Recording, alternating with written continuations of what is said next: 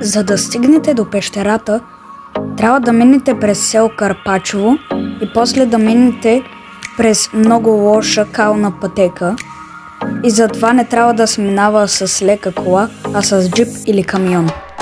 Предупреждавам ви, приятели, че стълбата е много ръждясала и хлъзгава, тъй че внимавайте при слизането.